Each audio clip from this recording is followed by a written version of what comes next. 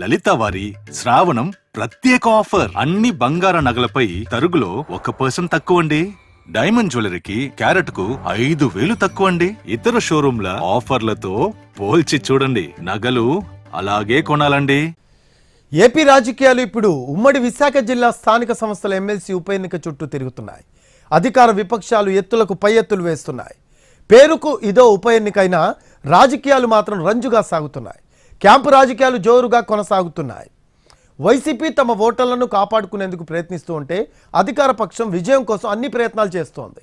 సార్వత్రిక సమరం తర్వాత జరుగుతున్న తొలి పోరు కావడంతో అధికార విపక్షాలకు ఈ ఉప ఎన్నిక ప్రతిష్టాత్మకంగా మారింది. అభ్యర్థి ఎంపిక దగ్గర నుంచి ఓటింగ్ వరకు చిన్న పొరపాటు కూడా జరగకుండా జాగ్రత్తలు తీసుకుంటున్నాయి. దీంతో ఈ ఎలక్షన్ ఉత్కంఠగా మారింది. ఈ నెల 30న జరిగే ఎమ్మెల్సీ ఎన్నిక కోసం నోటిఫికేషన్ విడుదలైంది.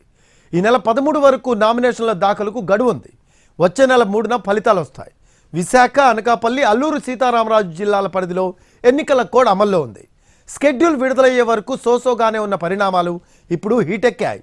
అందుకు కారణం వైఎస్ఆర్ కాంగ్రెస్ పార్టీ అలాగే విసిరిన ఫస్ట్ పంచ్ అని చెప్పాలి. మాజీ మంత్రి బొత్స సత్యనారాయణను అభ్యర్థిగా బరిలోకి దింపింది వైఎస్ఆర్ కాంగ్రెస్ పార్టీ. దీంతో స్థానిక సంస్థల ఎమ్మెల్సీ ఎన్నిక ఆసక్తికరంగా మారింది. అటు కూటమి ధీటైన అభ్యర్థిని సిద్ధం చేయడంతో ఎన్నికల వేడి రోజు రోజుకు రాజుకుంటోంది.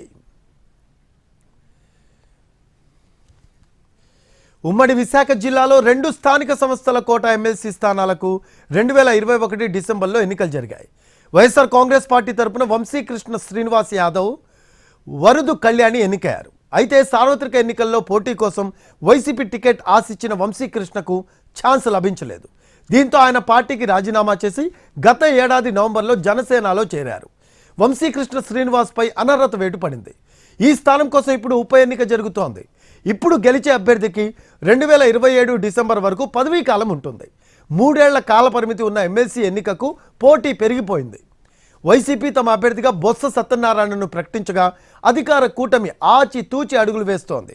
ఈ కసరత్తు వెనుక 2 ముఖ్య కారణాలున్నాయి. 1 వైసీపీ అభ్యర్థి బొత్స కావడం, 2 ఓట్ల సంఖ్య ప్రతిపక్షంతో పోలిస్తే దాదాపు 4వ వంతు మాత్రమే ఉండటం.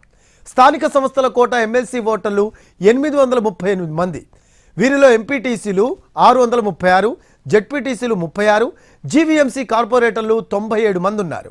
వీరితో పాటు నర్సీపట్నం, యలమంచిలి మున్సిపల్ కౌన్సిలర్ల సంఖ్య 53 మంది. ఎక్స్ అఫిషియో సభ్యులు 16 మంది ఉన్నారు.